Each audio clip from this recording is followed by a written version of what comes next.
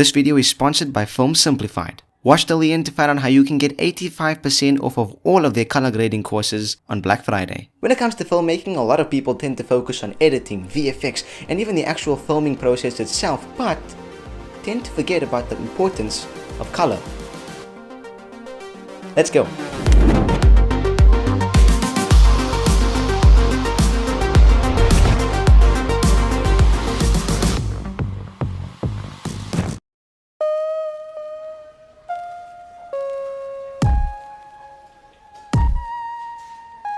Welcome back to Red's FX Action. Good to have you back. Now, when I say a lot of people tend to underappreciate the value of color in their film and in their storytelling, there is a lot of people that tend to overuse it, so the scales are kind of balanced. Coloring your film properly can be that final nudge to push your theme forward as well as your tone and more accurately convey emotions to your audience. So let's start off with conveying your theme. Now, the aesthetic of your film tells a lot to the audience, whether that's subconsciously or even consciously. Most of the time it tends to fall towards the subconscious. But when it comes to color grading your film, especially the colors that you introduce, not post-production, but even during production, it does a lot to the audience. For example, if you have popping bright colors, you could be trying to convey a sense of joy, happiness, security, safety. Whereas if you try to have a muted gray color palette, you could be introducing themes of despair and sadness. The Matrix tinted itself green in order to subconsciously convey the idea of being on a computer screen. The Revenant stayed away from oranges and yellows and favored a more blue, dark, pale and gray color palette in order to more effectively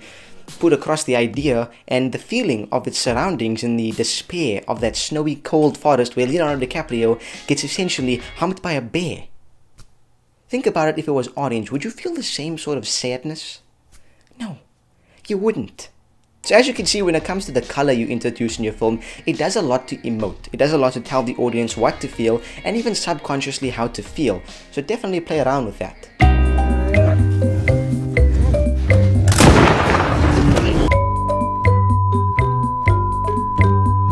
When it comes to color, another big thing, and I love to call it this is my own thing, but emoting the unsaid. Something I love to see in movies. Now, when it comes to emoting the unsaid, cinematography has been used throughout history to do special kinds of light effects and things that sort of subconsciously, again, that word subconsciously keeps coming up, but subconsciously bring out feelings. Now, let me explain what I mean. To better explain this, we'll use two of my favorite and probably some of the most famous examples of using cinematography and color to convey unsaid emotion. This happens in Return of the Jedi as well as, again, in The Force Awakens. In both Return of the Jedi and The Force Awakens, a split of dark and bright lighting is used on Kylo and Luke's face respectively. Now, this has been talked about quite a bit, but it basically represents the doubt inside of them. It represents the conflict happening inside of these characters when they're trying to decide what to do in their particular situations. But take a further look at the color in these shots. For example, in Return of the Jedi, Luke's face is split by light and dark. The light represents the good in him, the Force, his call to the path of the Jedi, whereas the dark represents his father's values, what his father is telling him to do, his dark inner tendencies. The dark side. In The Force Awakens, we see Kylo's face split by red and light. The light represents the good in him. The urge is telling him to join the light, fight against the dark, whereas the red represents not only the dark side, but his inner rage, his anger. And in The Force Awakens, they push this even further than The Last Jedi, because during the scene, Kylo actually makes up his mind. He puts his doubt to rest, and he chooses to join the dark side. And when this happens, you can see all of the light drain out of the shot, and the entire shot taken over by red, effectively portraying to us that he's chosen the rage, he's chosen the anger, and it's fully taken over him. Using color effectively can really help to emote a special emotion that you're trying to get out of your audience. And I know what some of you are thinking, hey, will the audience even notice all of this hard work and effort? The truth is, it doesn't matter, because whether or not they notice and actively can point out and be like, hey, he's using split lighting, it doesn't matter. Subconsciously, they are getting affected by it, and the whole message you're trying to convey, the emotions, the tone you're trying to set, your theme is being pushed way more effectively, and it's all for the better. Well guys, that was my 2 cents on using color in storytelling in your films. Hope you enjoyed it. Before I sign off, let's hear a quick word from our sponsor. Why don't we go over there?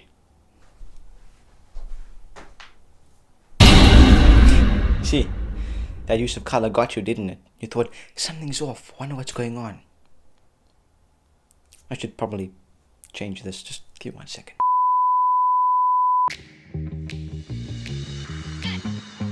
talked about color grading, we've talked about using color in storytelling, but in order to do that, you need to be able to properly utilize the tools that are needed to effectively portray those ideas in your film. Now, I'd love to suggest my color grading tutorial in aiding your efforts in doing this, but it's a bit dated, to be honest, and it's using a free program, so I like to recommend something else to you guys. I'm sure you guys have all heard of DaVinci Resolve. It's probably the most famous color grading, color correction, and color mastering tool there is out there, with big productions and professionals using it, all the way down to indie creators in their mom's basements using it.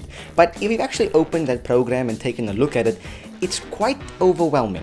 And that's where Film Simplified, the sponsor of today's episode, comes in. They've got the best instructional courses on DaVinci Resolve on the entire internet. Not only do they teach you on how to get from an amateur, or actually let's lower it to my level, how to get from here to a finely tuned color master, but also a whole bunch more things. They've got courses ranging from a simplified course, an editing course, a LUT course, so many different things they've got, all revolving around DaVinci Resolve and making you an expert at it. They're recommended by No Film School, Small HD, Premium Beat, and when it comes to their courses, they're in-depth but also easy to understand. Another interesting fact is that all of their courses get updated every year with each new release of DaVinci Resolve, and the best part about that is that once you've purchased one of their courses, you get those updates every single year for free. Bonkers, I know. And what I'm here to tell you guys is that on Black Friday, they're having a huge sale, slashing 85% off of all of their courses. That's 85. What? So if you're interested in upping your color grading skills and diving into DaVinci, getting those courses, head to the link in the description down below and get ready for Black Friday, because 85% is coming. 85%. Can you believe this? Link in the description, guys. Anyway, my dudes, I hope you guys have enjoyed this video. Take those color grading tips I said to mind and try to integrate them, not only when you're filming, not only afterwards, but even in the writing process.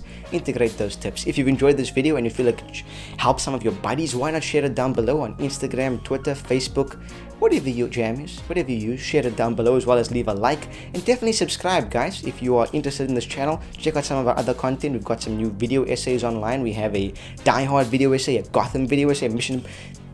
There's so many video essays. Check them all out, some of the videos on the end screen of this video as well. Hope you guys have enjoyed it, and yeah, guys, stay fresh, stay cool, and I will see you guys in the next video. Stay alerted.